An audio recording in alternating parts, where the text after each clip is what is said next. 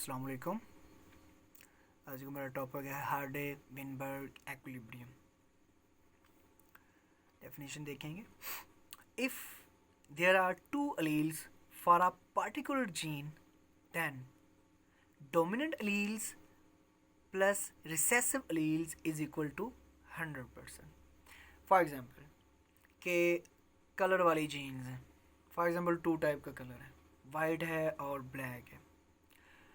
अब black dominant है और जो वाइट है वो रिसेसिव है। अब फॉर एग्जाम्पल हमारे पास 100 बंदे हैं, 100 बंदे हैं। अब दोनों के अंदर जितनी भी जीन्स डोमिनेंट जीन्स हैं, चाहे वो बंदे ब्लैक हैं या वाइट हैं या दरमियाने हैं, अब वो 100 बंदे के अंदर 200 जीन्स हैं। अब वो डोमिनेंट अली जीन्स और रिसेसिव जो जीन्स अलील्स होंगी, दोनों का जब हम सम करेंगे तो वो 100% कहलाएगा। 100% को हम रिप्रेजेंट करते हैं 1 के साथ। The proportion of each Aleel is also called the frequency. Frequency बोलेंगे जो भी दोनों का प्रोपोर्शन होता है। प्रोपोर्शन ये देखें, फॉर एग्जांपल कि हमारे पास बंदे जो है ना, अब 200 जीन्स मौजूद थी। हो सकता है कि उसमें डोमिनेंट जो हैं वो 50 हों और जो रिसेसिव हैं वो 100 हो। ठीक है जी। तो इन ये जो प्रोपोर्शन होता है, जो हिस्सा होता है किसी भी ईच अलील का, उसे फ्रीक्वेंसी बोलते हैं। तो percentage is equal to proportion या फिर इसे फ्रीक्वेंसी बोलते हैं। Hardy Weinberg equilibrium with two alleles there are 3 possible genotypes हो सकते हैं। डबल एक्स यानी कि दोनों डोमिनेंट है, एक डोमिनेंट है दूसरा रिसेसिव है, या दोनों रिसेसिव है। तो टू अलील्स के साथ 3 तरह की ये खसूसियात जो हैं वो जीनोटाइप्स हो सकते हैं। अब if a population is not evolving, अगर एक नई पॉपुलेशन जो है, एक पॉपुलेशन जो है वो उसमें एवोल्यूशन नहीं हो रही, एक नई पॉपुलेशन उसके अंदर नई स्पीशीज़ पैदा नहीं हुई, then you should have the same number of, इनमें same number of capital X small X दोनों इंडिविजुअल इज एवरी जनरेशन के अंदर ये तीनों हो सकते हैं। But if the proportion of double X capital X and small X change from one generation to the next generation, जब change होंगे ये वाले, तो इससे जो है, इससे पॉपुलेशन में इवॉल्विंग आ जाएगी, एवोल्यूशन आ जाएगी। Let's call the frequency of the dominant Aleel. For example जो फ्रीक्वेंसी है डोमिनेंट अलील को पी के ज़रिए से शो करेंगे, और जो फ्रीक्वेंसी है जो रिसेसिव अलील है स्मॉल एक्स, उसे क्यू से ज़ाहिर करेंगे। If only capital X and small X alleles exist अगर करती हूँ, then P plus Q is equal to 1। तो ये हमारे पास हार्डे-विनबर्ग एक्विलिब्रियम भी जो है वो हमारे पास इसकी इक्वेशन है।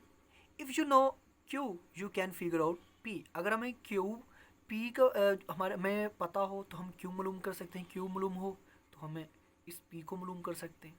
ठीक है जी। If the relative frequency of capital X and small x change from one generation to the next generation, then the population is evolving। जो relative frequency है कैपिटल एक्स और स्मॉल एक्स की, वो जब चेंज होती है एक जनरेशन से दूसरी जनरेशन में, तो एवोल्यूशन पैदा होगी। If the proportion of capital double X है, capital X small X and double small X जो है individual in a population change from one generation to the next generation, then the population is evolving. A population that is not evolving is said to be in Hardy-Weinberg equilibrium। ऐसी population जिसमें evolution पैदा नहीं होती, उसे हम Hardy-Weinberg equilibrium के अंदर कहते हैं।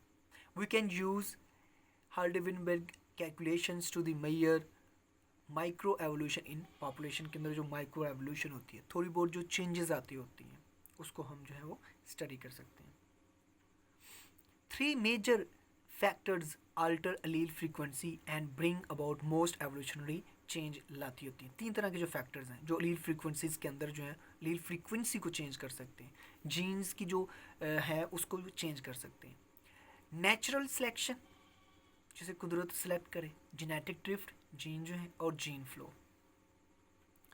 नेचुरल सिलेक्शन जिसे कुदरत सेलेक्ट करे, जिसमें अच्छी खसूसियात होगी, वो नेक्स्ट जनरेशन जो में जो है वो आगे आएंगी, और जिनमें जनरेशन वो वाली नहीं होती वो आगे नहीं जाएंगे। फॉर एग्जाम्पल हम बात करते हैं मोटापेपन की। देखें, अब हम कोई भी बंदा पतला हो, वो अगर खाना पीना ज़्यादा कर दे, काम इतना ज़्यादा ना करे, तो वो मोटा हो जाता है। क्यों होता है? क्योंकि पुराने वक्तों में जो जंग करने वाले बंदे थे, जो हट्टे कट्टे होते थे, वो जंग करते थे, माले गनीमत लाते थे, उन्हीं की नस्लें आगे जो है मैरिज के ज़रिए आगे जाती थी। जो हमारी तरह बिल्कुल दुबला पतला होता था, उसकी बेचारे की शादी नहीं होती थी।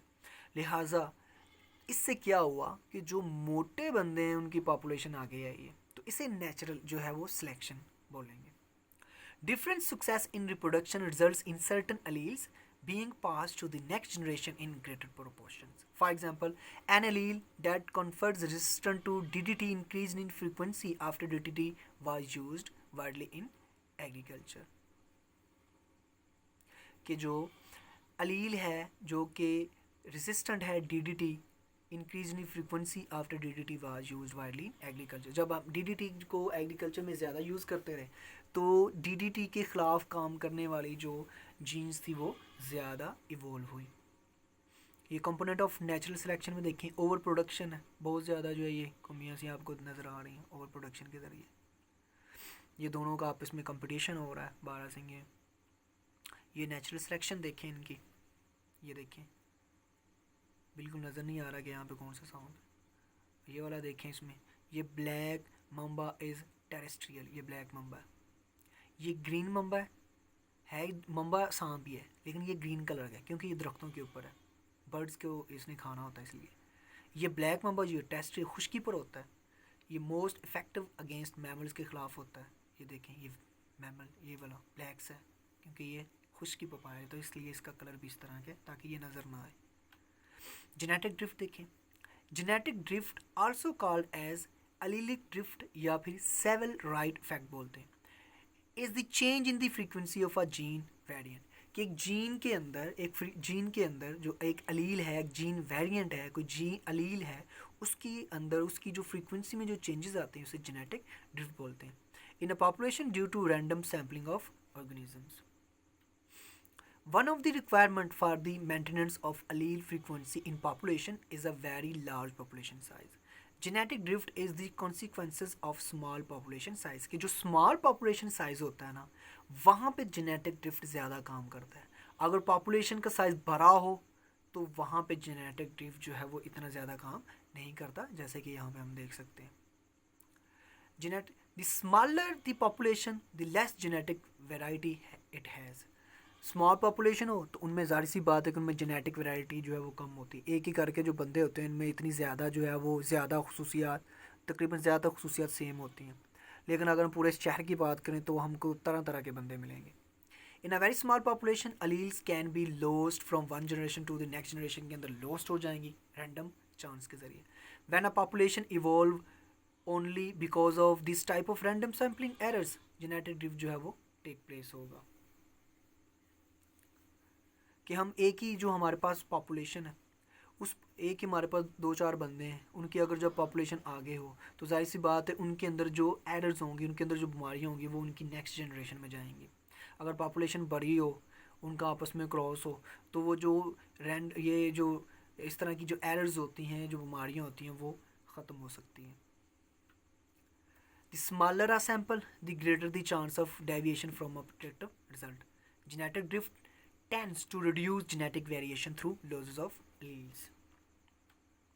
Effects of genetic drift significant in small population के अंदर इसकी signification ज़्यादा होती है। Allelic frequency to change in the random can lead to a loss of genetic variation within the population के अंदर जो है genetic variation change हो जाएगा, can cause harmful alleles to become fixed।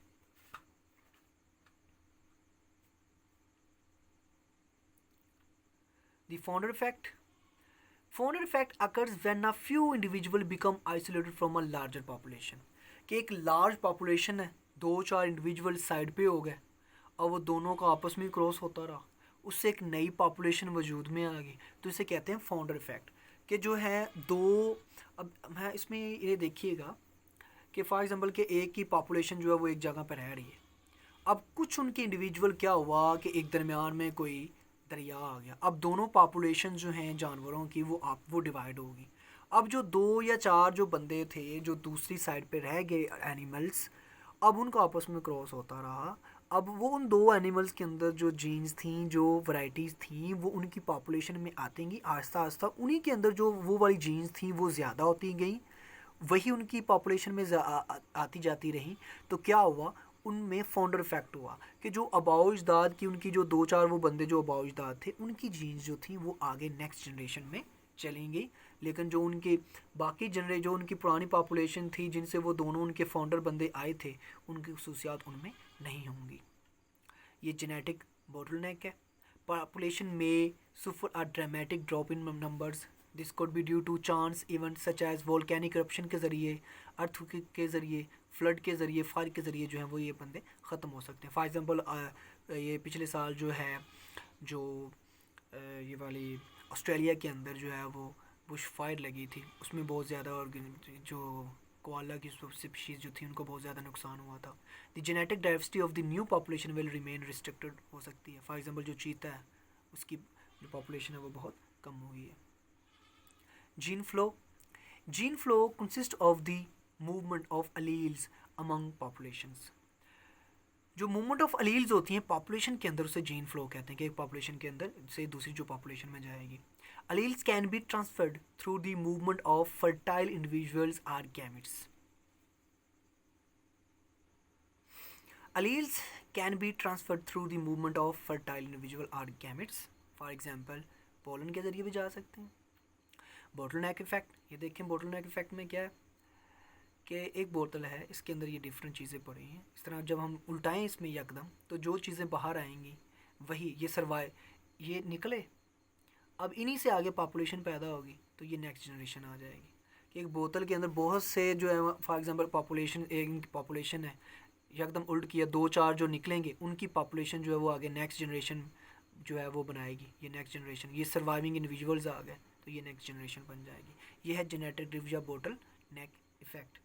ये पॉपुलेशन बहुत ज़्यादा थी, 2-3 बंदे जो हैं वो नेक्स्ट जनरेशन में उन्होंने बना ली, तो ये बोटल नेक इफेक्ट है। Gene flow can increase the fitness of population. Consider for example the spread of allele for resistant to the insecticides. Insecticides have been used to target mosquitoes that carry West Nile virus and malaria वगैरह, यानी कि वो क्या करते हैं, मॉस्कोटो को खाते हैं इंसेक्टिसाइड्स मारने के लिए। Alleles have evolved in some population that confer insecticides resistant to these mosquitoes. The flow of insecticides resistant alleles into a population can cause an increase in fitness. Hard-Darwinian equilibrium population that are evolving. Genotype frequencies stay the same if 5 conditions are met. Genotype की जो jeans जो हैं उनकी जो frequency है वो same रहेगी अगर ये जो 5 चीज़ें जो है कंडीशन जो है वो मिलेंगी। वेरी लार्ज पॉपुलेशंस होगी तो कोई भी जेनेटिक ड्रिफ्ट पैदा नहीं होगा। नो इमिग्रेशन या इमिग्रेशन, जो है अफ्रीका से बंदे यूरोप में ना आ जाएँ तो नई जो है वो जो जीन की जो फ्रीक्वेंसी है वो वैसी की वैसी रहेगी। म्यूटेशन अगर पैदा ना हो, रैंडम मैटिंग या नो सेक्सुअल सिलेक्शन ना हो कि ये ऑर्गेनिज्म है इसी की आगे जो है वो मीटिंग करवानी है। नो नेचुरल सिलेक्शन भी अगर ना हो, तो अगर ये 5 चीज़ें अगर मौजूद होंगी तो हार्डी-वेनबर्ग जो है इसमें क्या होगा कि जो जेनेटिक फ्रीक्वेंसी है वो सेम रहेगी। Thank you.